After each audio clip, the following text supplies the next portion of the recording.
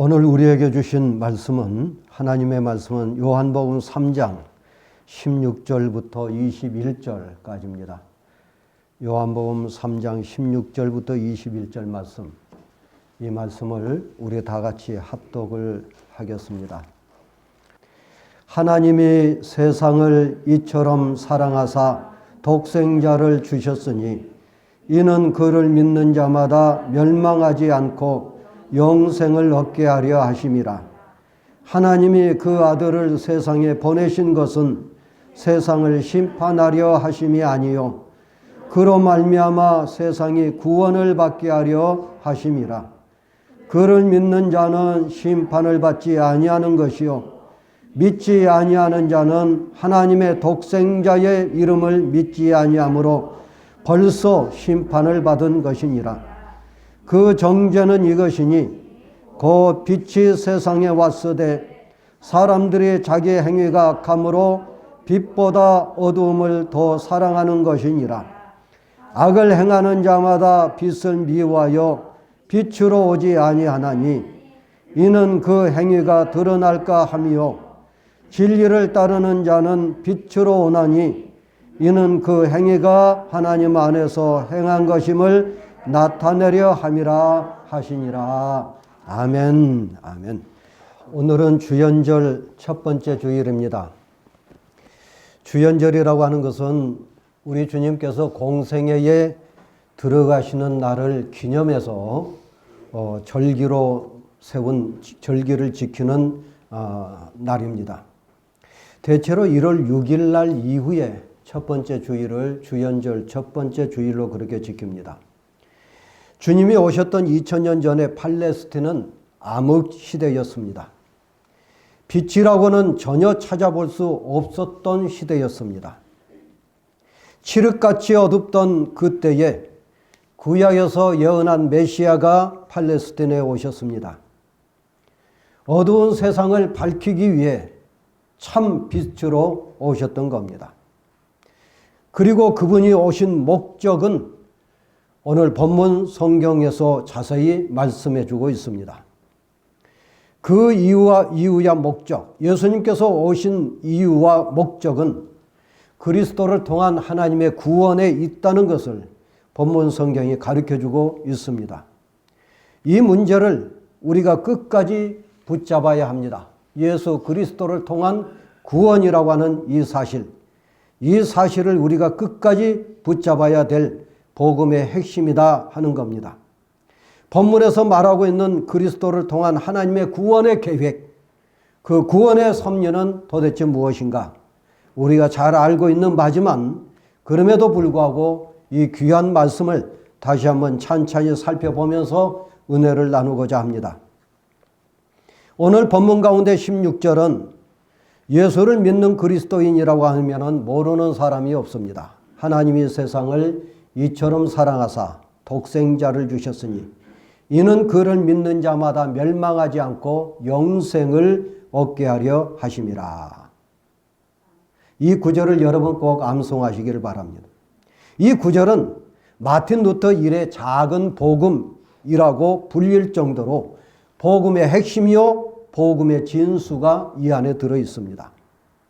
이 말씀을 찬찬히 들여다보면 구원의 원천이 어디에 있는가? 하나님께 있다는 것을 가르쳐 주고 있습니다. 하나님이 세상을 사랑하사 독생자를 주셨다고 말씀하고 있습니다. 여기서 말한 세상은 코스모스입니다. 코스모스라고 하는 말은 세상에 있는 모든 사람을 가리킵니다. 선민 이스라엘 백성들만 가리킨 것이 아니고 제사장이나 성직자들만 가리키는 말이 아닙니다. 남녀노소 빈부 기촌 인종을 막론하고 모든 사람에게 해당되는 말입니다. 말하자면 모든 사람이 지구상에 있는 모든 사람이 하나님의 사랑의 대상이라고 하는 겁니다. 여기서 말한 사랑이라고 하는 이 단어는 아가페라고 합니다. 아가페는 하나님의 절대적인 사랑이요 하나님의 희생적인 신적인 사랑을 가리킵니다. 그 사랑이 곧 바로 하나님께서 독생자 그리스도를 보내주신 사건, 성육신 사건이라고 하는 겁니다. 독생자라고 하는 이 말은 우리에게서처럼 여러 아들 가운데 아들 하나가 있다는 말이 아니라 성부 아버지 하나님과 성자 그리스도 간의 독특한 관계를 나타내는 서술어입니다. 성자가 성부와 본질에서 동등하다는 것을 가르쳐주는 말씀이기도 합니다. 독생 성자 그리스도를 보내주셨다는 것, 그것은 세상을 사랑하시기 때문에 하나님께서 세상을 사랑하셔서 독생 성자 그리스도를 보내주셨다는 것입니다. 하나님께서 우리를 얼마나 사랑하셨으면 당신의 독생 성자 그리스도를 우리에게 보내주셨겠습니까?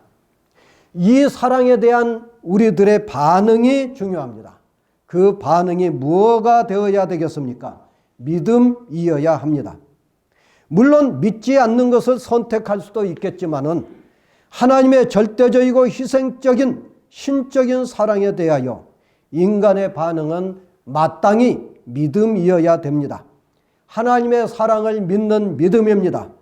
성육신 하신 그리스도를 믿는 믿음입니다. 십자가에 매달리신 그리스도의 대속의 사건을 믿는 믿음입니다. 구원의 첫 열매로서 부활하신 그리스도의 부활을 믿는 믿음입니다. 이 믿음, 말하자면 믿음의 대상은 오직 그리스도여야 된다고 하는 것입니다. 따라서 우리가 구원을 얻기 위하여는 오직 그리스도, 오직 믿음만이 필요하다는 것을 보여주고 있습니다. 구원은 율법에 달려있지 않습니다. 구원은 행위에 달려있지 않습니다. 구원은 금욕에 있지 않습니다. 구원은 성육신하신 그리스도에 관한 믿음, 그리스도의 십자가에 대한 믿음, 바로 그 믿음만 필요하다고 하는 것입니다. 그리스도를 믿는 믿음의 결과는 무엇일까요? 마땅히 구원입니다. 오직 그리스도를 오직 믿는 결과는 우리의 구원이라고 하는 것입니다. 우리가 멸망하지 않고 영생을 얻는 길입니다. 여기서 멸망이라고 하는 말은 잃어버리다, 파괴하다, 없어지다는 것을 가리킨대요. 생명에 반대되는 말입니다. 구원은 멸망에 반대되는 말이고 멸망은 생명에 반대되는 말이다 하는 것입니다. 이 둘 사이에 중립지대는 없습니다. 그리스도를 믿으면 영생을 얻지만 그리스도를 믿지 않으면 멸망할 수밖에 없다고 하는 것입니다. 믿음의 결과는 구원을 받아 영생을 누리는 것입니다. 믿지 않는 결과는 멸망하여 하나님과 단절된 상태가 된다고 하는 것을 보여주고 있습니다. 그러면은 누가 그리스도를 믿고 구원을 받을 수 있을까요? 믿는 자마다 누구든지입니다.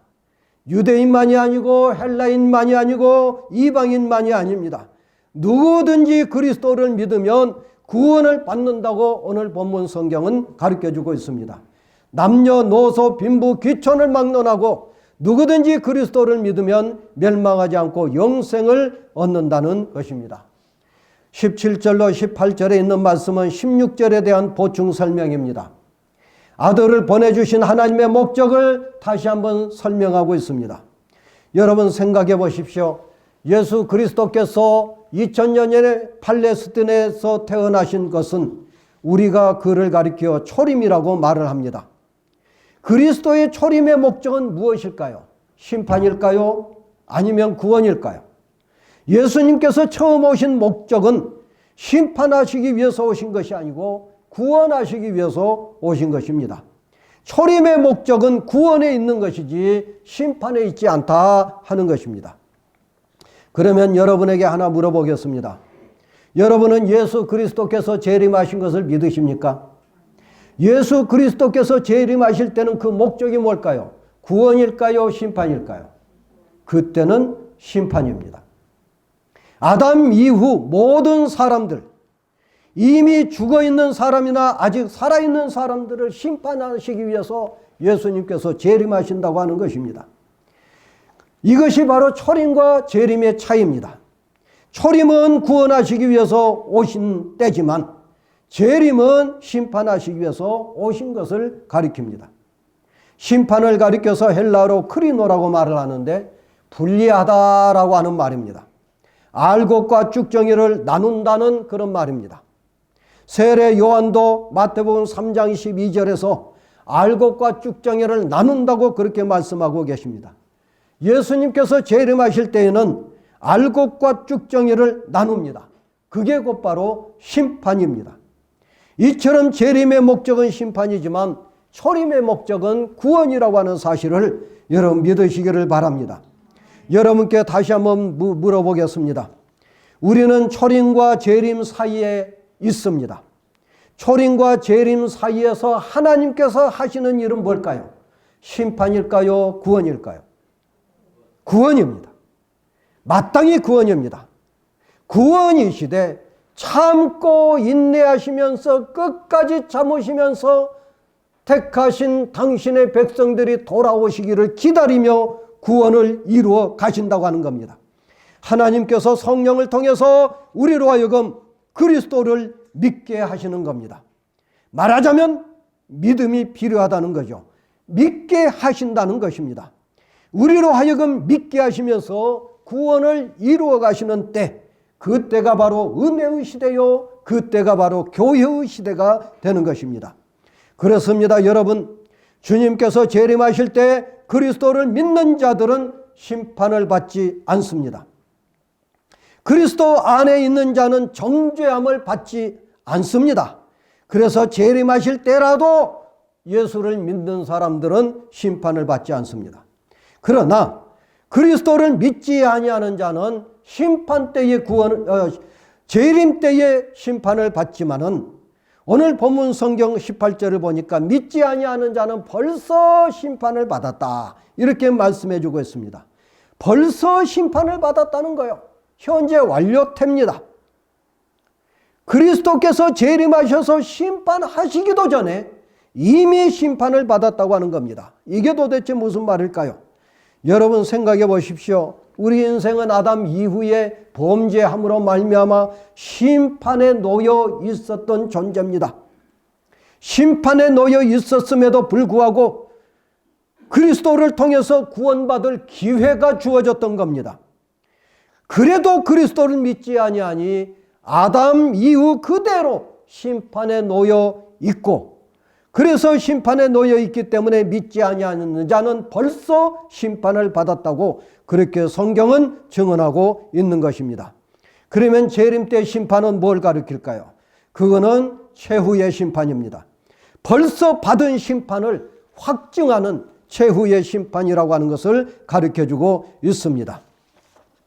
여러분, 여기서 우리가 선택이 얼마나 중요한가를 알 수가 있습니다.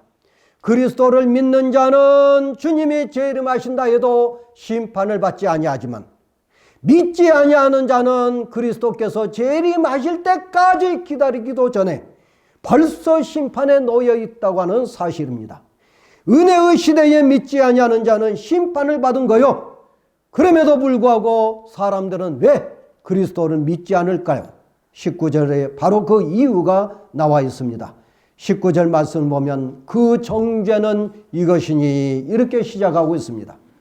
여기서 정죄라고 하는 말은 크리시스인데, 이 말은 앞에서 나타난 심판이라고 하는 단어와 같은 단어입니다. 정죄라고 하는 헬라어 단어는 따로 있습니다. 카타크리시스라고 하는 말입니다. 아마 우리말 성경에서 크리시스를 의역하려고 정죄로 그렇게 번역한 것 같습니다만은, 앞뒤 맥락을 살펴보고 정확한 의미를 파악하기 위해서는 문자 그대로 본래의 뜻대로 그 심판은 이것이니 이렇게 읽어야 좋을 것 같습니다. 그 이 구절의 의미는 뭘까요? 심판을 받은 이유는 이것이니, 그런 말입니다. 19절 말씀, 심판을 받는 이유는 이것이니. 심판을 받는 이유가 뭘까요? 빛보다 어둠을 더 사랑하기 때문이다 하는 것입니다. 사람들이 빛보다 어둠을 사랑한다는 얘기요. 그리스도를 믿지 않다고 하는 것이죠. 여러분, 빛은 무슨 빛을 가리킬까요? 여기서 말한 빛은 포스라고 하는 헬라어인데, 달빛이나 별빛을 가리키지 않고 태양빛을 가리킵니다. 달빛은 희미합니다. 별빛은 셀 수가 없이 많습니다. 그러나 태양빛은 밝지만은 유일한 빛입니다. 그래서 이 포스라고 하는 단어를 그리스도에게 적용할 때에 그리스도에게만 적용을 합니다. 그리스도께서 유일한 빛이요 참 빛이기 때문에 바로 이 포스라고 하는 말, 빛이라고 하는 말을 그리스도에게 적용하고 있다는 것입니다. 사람들은 참 빛보다도 어둠을 더 사랑한다 하는 것입니다. 여기서 더라고 하는 부사를 우리가 주목할 필요가 있는데요. 얼른 생각하기에 비교급으로 생각할 수가 있습니다. 빛보다도 조금 더 어둠을 사랑한다, 이렇게 생각하기 쉬운데 비교급이 아니고 여기서는 부정적인 의미입니다. 영어로 하면 rather라고 하는 말인데 뭐뭇보다 오히려 더, 뭐뭇보다 오히려 그런 말입니다. 빛보다 오히려 빛을 어둠을 사랑한다. 빛보다 오히려 어둠을 사랑한다, 그런 말입니다. 어둠이라는 말은 뭘 가리킬까요? 어둠이라는 말은 어두운 상태를 가리킬까요? 그렇지 않습니다. 어둠이라고 하는 것은 빛이 없는 것을 가리킵니다. 어둠은 캄캄한 것을 가리킨 게 아니고 빛이 없는, 빛의 부재를 의미합니다. 참 빛이 누구라고 했습니까? 참 빛은 우리 주님이십니다. 주님이 빛으로 오셨습니다. 우리 주 예수 그리스도께서 빛으로 오셨습니다. 그 빛으로 오신 주님이 없는 상태, 주님이 부재하신 상태, 그게 곧바로 어둠인 겁니다. 어둠은 주님의 부재를 가리킵니다. 여러분, 태양빛이 없으면 어떻게 될까요? 생명이 살 수가 없습니다. 인간을 포함한 모든 동식물은 태양이 없으면 바로 시들어 죽고 맙니다. 생명체가 존재할 수 없습니다. 마찬가지로 주님이 없는 사람은 살아있으나 살아있는 게 아닙니다. 말하자면 죽어있는 겁니다.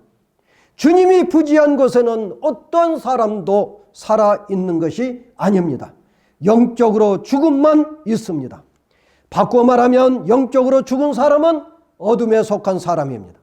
어둠에 속한 사람은 죽어있기 때문에 빛의 존재를 인정하지 않습니다. 외부에서 강력한 빛이 비출 때만 인정하지만 그럼에도 불구하고 그때도 빛을 받아들이지 않습니다. 빛을 거부합니다. 빛을 거절하고 그리고 오히려 어둠을 사랑한다 하는 것입니다. 그들이 바로 어둠의 자식들입니다. 어둠의 자식들은 한낱 악을 행합니다. 악을 행하는 자들은 자신들의 악한 행동이 드러날까 두려워서 빛을 미워하는 것입니다. 빛으로 오지 않습니다. 빛으로 오지 않는다고 하는 이 말은 참 빛인 예수 그리스도께로 나오지 않는다, 그런 뜻입니다. 빛을 미워하니 빛이신 그리스도에게 나오지 않습니다.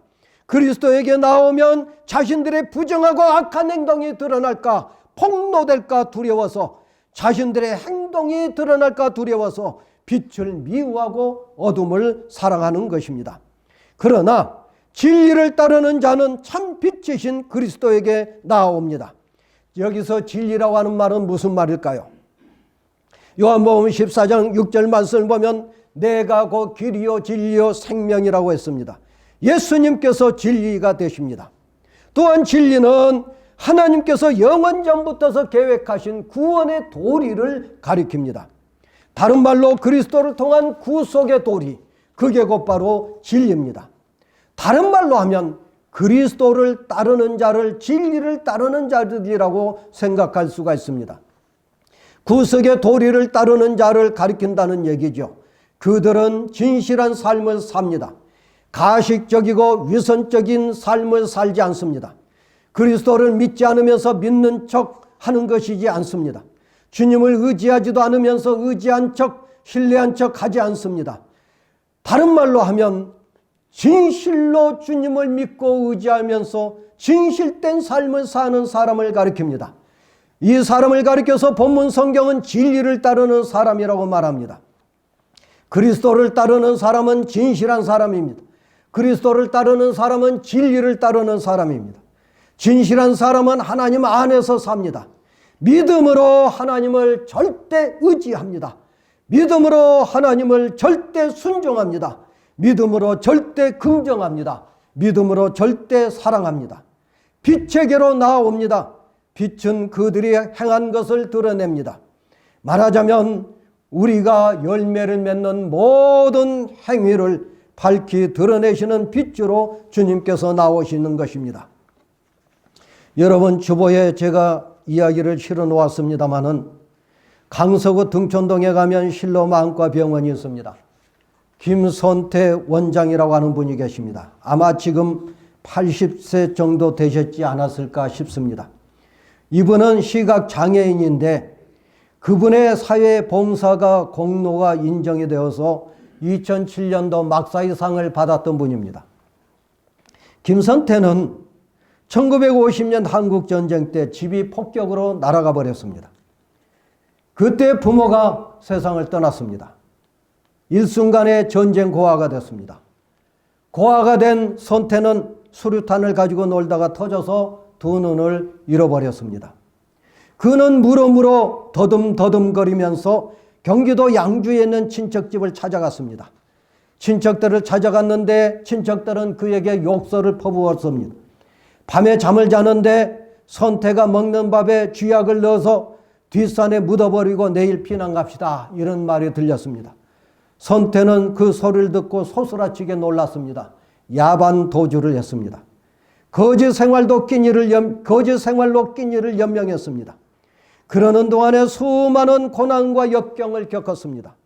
다리가 얼어서 동상에 걸려서 두 다리를 잘라야 했었던 적도 있었습니다. 구걸한 음식을 먹고 잘못 먹어서 식중독에 걸려 죽음을 헤맨 적도 있었습니다. 남의 창고에서 잠을 자다가 온나무에 옷이 올라 온몸이 진물로 만신창이가 된 적도 있었습니다. 여러분 같았으면 이때 어떻게 하시겠습니까? 그 어린 선태는 초등학교 2학년 때 만났던 예수님을 찾았습니다. 예수님께 살려달라고 기도했습니다. 얻어먹는 깡통을 부여잡고 울부짖으며 기도했습니다. 그럴 때마다 하나님께서는 당신의 천사들을 보내주셔서 그를 회복시켜 주셨습니다. 그는 깡통을 든 거지였지만 주일이면 꼬박꼬박 교회에 나갔습니다. 하나님의 사랑과 많은 분들의 은혜가 너무나 고마워서 눈물로 감사 예배를 매주일 드렸습니다. 구걸하여 얻은 돈 중에서 새 돈을 골라서 하나님께 정성껏 바쳤습니다. 선태는 공부하고 싶었습니다. 하나님께 정말 간절하게 울부짖으며 부르짖었습니다. 하나님, 저에게 희망이 있습니까? 희망이 없다면 바다에 몸을 던져 죽겠습니다. 그때 너무나 간절한 기도였는지 주님의 음성이 들려왔습니다. 선태야, 나는 너를 사랑한다. 희망이 있다. 너는 마음에 근심하지 말라. 하나님을 믿으니 또 나를 믿어라. 내가 너를 도와주겠다. 너는 장차 목사가 될 것이요 박사가 될 것이다. 하나님의 음성을 들었습니다. 그리고 도전했습니다. 어느 날 아동보호소 교감 선생님이 라이트하우스라고 하는 집에서 공부할 수 있는 기회를 주셨습니다. 하지만 그곳 생활이 순탄하지 않았습니다. 서울로 상경했습니다. 하나님께 기도드리면서 부르짖었습니다. 다행히도 국립 서울 맹학교에 입학할 수가 있었습니다. 6개월 동안이었습니다. 6개월 동안 영어를 공부하고 산수를 공부하고 점자를 배웠습니다. 전쟁 직후 어려운 시기에 우리나라에는 맹인을 위한 시설은 전무했습니다. 교과서조차도 없었습니다. 그는 일반 중학교에 입학했습니다. 일반 고등학교에 진학했습니다. 밥을 굶어가면서 공부했습니다. 밤잠을 자지 않고 공부했습니다. 그리고 정상인 학생들보다도 더욱더 우수하게 우등생이 되었고 모범생이 됐습니다. 선생님들과 학생들 사이에서 인정을 받았습니다. 맹인으로서 정상인 중고등학교를 졸업한 그가 우리나라에서 최초였습니다. 그러나 5.16 직후에 대학교에 입학한다고 하는 것은 불가능했습니다. 그게 우리나라의 현실이었습니다. 33번이나 문교부를 찾아갔습니다. 문교부 직원들과 싸웠습니다. 목숨을 걸었습니다. 맹인이라고 해서 어찌 대학교에 들어가지 뭐하라는 법이 어디 있느냐고 했습니다. 목숨을 걸고 33번이나 싸운 결과 숭실대학교 철학과에 입학했습니다. 장로의 신학대학교 신대원에 들어갔습니다. 대학원에서 공부했습니다. 목회학 석사, 신학 석사를 받았습니다. 그리고 매코맥대학교에 목회학 박사 학위를 받았습니다. 동시에 숭실대학교에서 자랑스러운 동문상을 받으며 명예 철학 박사까지도 받았습니다. 장로의 신학대학교에서 개교 106주년을 맞이하여 명예 신학 박사도 수여받았습니다. 말하자면 박사학위를 3개나 소유하게 되었던 겁니다. 그는 실로암 안과병원을 설립했습니다. 수많은 맹인들의 눈을 열어주었습니다. 자신은 시신경을 잃어버려서 끝내 육신의 눈을 뜨지 못하지만 다른 사람들의 눈을 뜨게 해주었습니다. 시각장애인을 위한 복지관을 세웠습니다. 교회를 세웠습니다. 수많은 학생들에게 장학금을 주어서 박사들을 배출해냈습니다.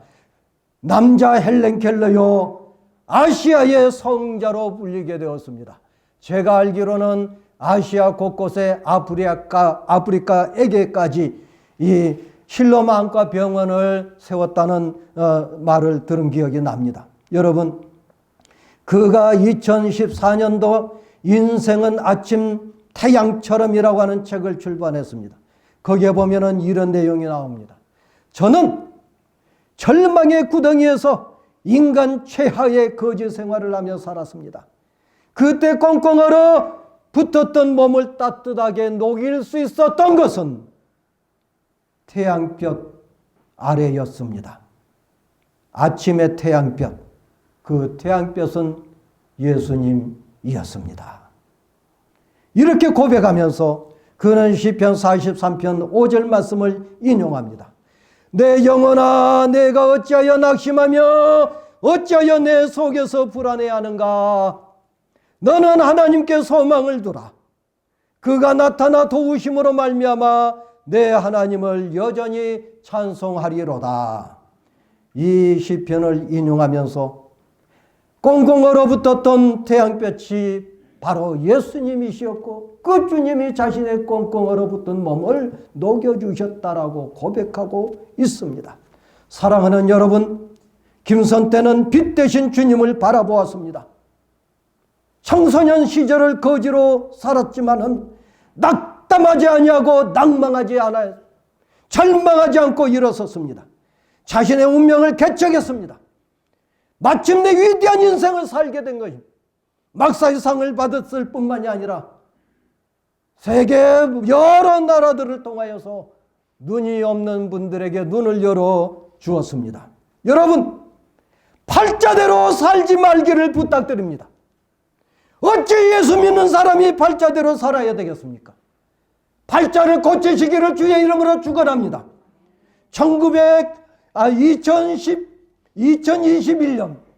2021년 올 한 해는 여러분의 팔자를 고치는 한 해로 삼기를 부탁드리며 축원합니다. 빛이 여러분을 비칩니다. 빛 대신 예수 그리스도, 참빛 대신 예수 그리스도께서 여러분의 앞길을 비춰주십니다. 그 빛을 붙잡고 승리하시기를 축원합니다. 사랑하신 아버지 하나님, 감사합니다. 감사합니다. 죄 많은 것들을 위하여 우리 주 예수 그리스도를 보내주시어 구속하여 주시고 하나님의 자녀로 삼아주신 것이 모자라 우리들의 앞길을 비추시기 위해서 참빛으로 오신 주님을 믿습니다. 은혜로우시고 자비로우신 아버지 하나님, 주께 기도 간가오니 우리의 삶을 고쳐주시옵소서. 자비하신 아버지 하나님, 하나님의 은혜 가운데서 살게 하여 주시고 하나님의 복된 삶을 살아 주께 영광 돌리는 삶이 되게 하여 주시옵소서. 자비로우신 아버지 하나님, 내 운명은 이런 거야, 나는 팔자야, 이게 내 팔자야 하는 못된 생각을, 이 마귀가 주는 생각을 물리치게 하여 주시고 빛 대신 주님을 붙잡는 우리 모두가 되게 하여 주시옵소서. 예수님 이름으로 감사하고 기도하옵나이다. 아멘. 아멘.